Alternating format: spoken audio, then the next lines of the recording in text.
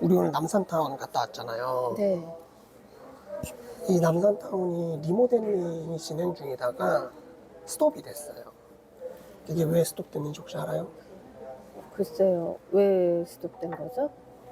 이게 남산타운이 2018년도에 네.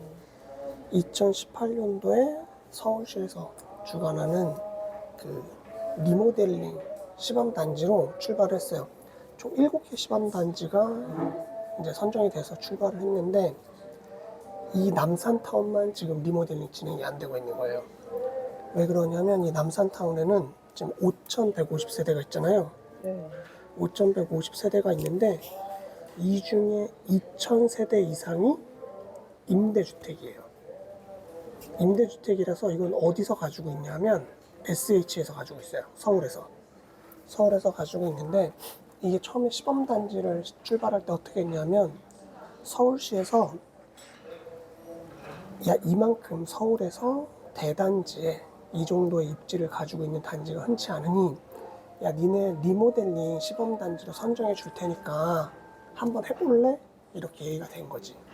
그래서 남산타운에서는 너무 좋은 일이니까 그러면 해볼게요 해서 동의율을 67%를 만들어서 조합인가를 냈어요. 조합인가 승인을 이제 냈는데 이게 안 된 거지. 이게 왜 그랬냐면 이게 남산타운 측에서는 SH 분량 그 2,000세대 분량이 당연히 소유주가 서울시니까 서울에서 진행하는 리모델링 시범단지를 당연히 오케이 했을 거다, 할 거다 라고 생각을 하고 진행을 했는데 얘네들이 안 한 거지. 이게 안 한 이유도 문제가 되지만 지금 문제는 뭐냐면 이 남산타운이 임대 아파트랑 분양 아파트가, 분양 단지가 한 필지에 묶여 있어요. 한 필지에 묶여 있는데 이게 한 필지다 보니까 같이 동의서를 진구해야 되거든요. 네. 동의서를 진구해야 되는데 동의서를 진구할 때 우리가 뭐 동의율 67% 이렇게만 알고 있잖아요.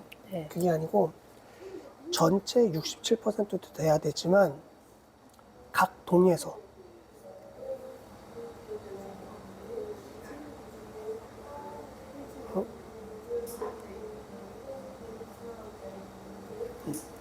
각 동별로 그 동에서 동의서가 과반수 이상이 나와야만 통과가 되는 거예요.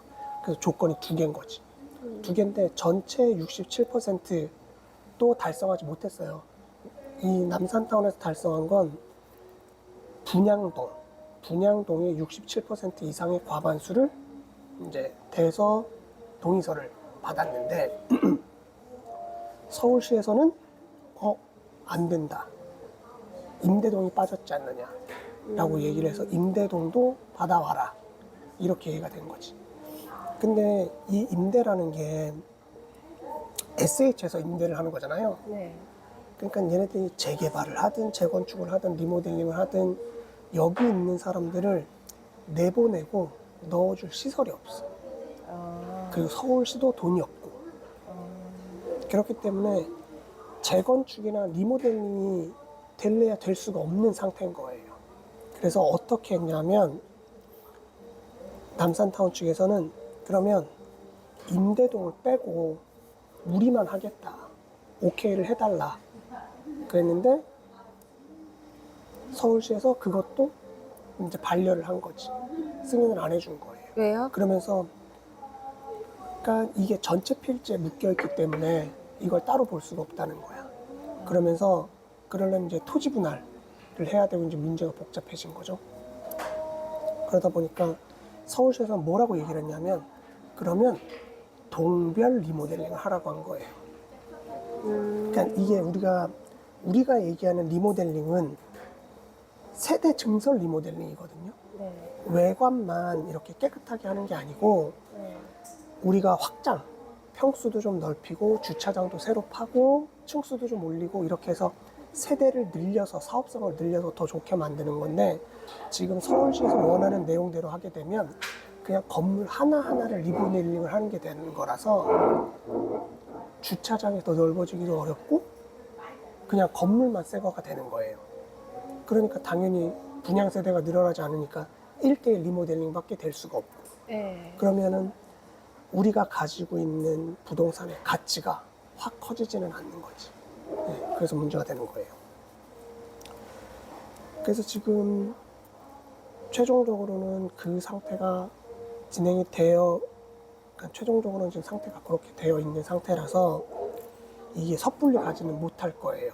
근데 우리가 옥수동을 좀 조사를 해봤잖아요. 이 옥수동 쪽에는 남산타운 있고, 네. 남산타운 밑에 옥수, 리버젠이 있고, 네. 그리고 리버젠의 이제 반대쪽, 리버전에서 이제 용산 쪽이죠. 그쪽으로 하면 옥수 극동 아파트가 있단 말이에요. 옥수 극동 아파트랑 남산타운이랑 지금 갭 가격이 거의 비슷해요. 거의 비슷한데 옥수 극동은 단지가 좀 작아요. 단지가 좀 작은데 거기는 리모델링이 좀 원활하게 진행이 될 것 같아요. 현대에서 물고 들어갔는데 극동 아파트는 벌써 40년 가까이 된 아파트고 우리 아파트는 이제 25년 된 아파트고 그런데다가 옥수극동은 단지가 되게 작아요. 근데 우리는 5,000세대가 넘는 단지잖아. 그러니까 리모델링이 되고 나면 정말 가치가 크게 상승을 할 건데 우리 아파트는 리모델링이 되기까지 좀 시간이 걸릴 거다. 그리고 옥수극동은 조금 빨리 진행이 될 거다라는 차이가 좀 있어서 두 개를 좀 비교해 놓고 보면 좋을 것 같고 그리고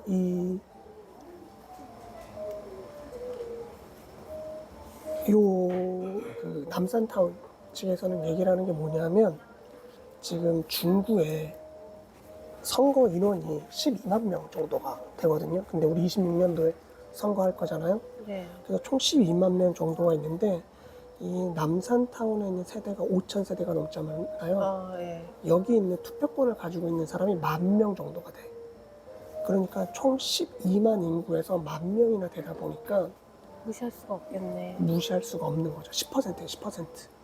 그러니까 26년도에는 뭔가 좋은 일을 기대해 볼 수 있겠다. 그러니까 이 남산타운 이 경매물건 이거는 진짜 한 10년 묻어 놓겠다라고 생각하고 보면 좋을 것 같고 우리가 여기 조합 사무실도 다녀왔잖아요. 네. 그래서 지금 뭐 정말 열심히 일들 하고 계시던데 요거 같은 경우 세대수가 많고 이게 정말 리모델링이 조합에서 생각한 대로만 잘 진행이 되면 새로 추가되는 분양 세대가 460세대 정도가 분양 세대가 되는 거예요. 그러면 어지간한 조그마한 아파트 단지 하나 더 들어오는 거거든요. 그렇죠? 그러면 리모델링이 됐을 때 여기에 원래 있던 조합원들은 분담금이 적게 되는 거죠. 그래서 생각에는 2억대에서 3억대 사이, 2억에서 3억 그 사이 정도로 끝날 수도 있겠다라는 내용이 있어요. 근데 우리 밑에 옥수 리버젠을 보면 비슷한 평형대가 거의 20억이란 말이에요. 그러면 우리가 지금 경매 물건이 9억 6천이잖아요. 네. 그럼 9억 6천에서 낙찰 받고 인테리어 바르고 그러니까 9억 6천에 낙찰은 안 되겠지만 약 11억 정도의 낙찰 받아서 3천 정도 수리하고 11억 3천 넣고 그리고 지금 전세는 6억 7천 정도 가능해 보이니까 6억 7천 전세 넣고 그리고 쭉 보유하고 있다가 리모델링 빵 될 때 이렇게 하면 꽤 괜찮을 것 같아. 근데 이게 참 안타까운 게 맨 마지막에 남산타운에서는 어떻게까지 얘기를 했냐 하면 그럼 오케이 좋게 알겠다 동의만 해달라 동의만 해주면 우리 분양동 쪽에서 리모델링 사업을 다 진행을 하고 임대동 이사 안 나가도 돼. 그 대신 정말 하자 설비 다 해줄게. 대수선 해줄게. 그리고 여기가 지금 되게 높은 언덕이란 말이에요. 네. 근데 리버젠처럼 이렇게 계단식으로 해서 엘리베이터를 중간에 넣은 게 아니야. 네. 그냥 다 걸어 다녀야 되거든요. 이것도 불편하니까 우리가 중간중간에 엘리베이터도 다 놔줄게. 동의서에 동의만 좀 해다오. 네. 라고 했는데 지금 이게 잘 안 되고 있는 거죠. 왜요? 이게 그냥 제 뇌피셜인데 리모델링 사업은 이 지자체 기부 체납이 없어요. 그러니까 서울시 입장에서는 해도 그만 안 해도 그만. 그렇지. 굳이 그래서 차라리 좀 더 기다렸다가 재건축이나 아, 해라가 될 수도 있는 거지. 그렇지. 연차수 35년, 40년 되면 재건축이 그렇지. 서울시 입장에서 훨씬 나을 수 그렇지. 있으니까 떨어지는 게 있으니까. 그렇지.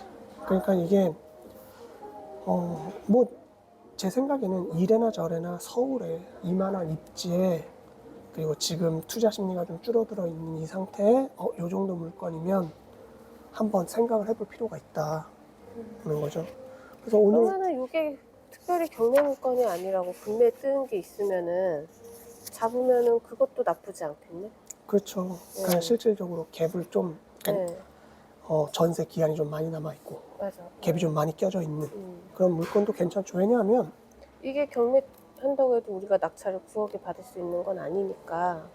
11억 정도 돼야 될 네. 건데 11억에 받으면 지금 여기가 뭐 11억도 솔직히 조금 비싼데 10억 후반대 가면 좋긴 할 것 같은데 11억에 네. 받는다 그러면 대출 네. 좀 받는다고 치고 그리고 전세 낀다고 해도 이게 우리가 경매가 좋은 게 뭐냐 아니 이게 경매 물건을 보면서 일반 매매도 봐야 되는 게 뭐냐면 이게 전세가 껴져 있는 만큼 우리가 대출을 받을 수가 없어요.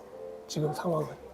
그쵸? 그러니까 이거는 전세 껴져 있는 금매 물건하고 경매 입찰을 같이 보는 게 좀 필요하다라고 보이는 거고 이 물건 같은 경우는 PD님은 잘 모르시겠지만 우리 단톡방에 들어와 있는 회원님 일부한테는 벌써 오픈을 했어요. 한번 좀 보시라고 얘기했고 제가 옥수동을 계속 보고 있잖아요. 네. 옥수동을 너무 좋아하는데 요거 저도 주택수 때문에 취득세만 문제가 안 되면 너무 들어가고 싶은데 너무 아깝더라고.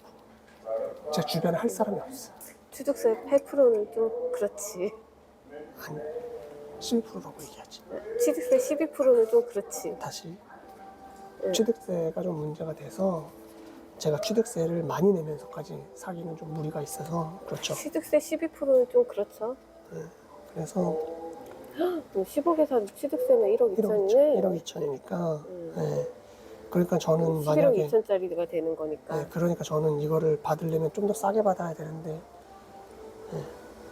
그렇게 되면 뭐 경매로 싸게 받기가 힘들다 그러면 차라리 그냥 금매 그리고 전세가 많이 들어가 있는 걸 사는 게 낫고 요 아파트 같은 경우 가서 보셨잖아요. 단지가 네. 엄청 커요. 그래서 지금 현재 상태로는 임대동이 가까운 쪽하고 임대동 먼 쪽하고 새 나가는 게 좀 달라요. 가격 차이가 또 네, 나나요? 가격 차이가 좀 나요. 그러니까 우리 요번 물건은 임대동이 가까운 동은 아니라서 괜찮은데 일반 매매를 고려하실 때 임대동 쪽하고 아닌 쪽하고 가격 비교도 좀 명확하게 해야 된다.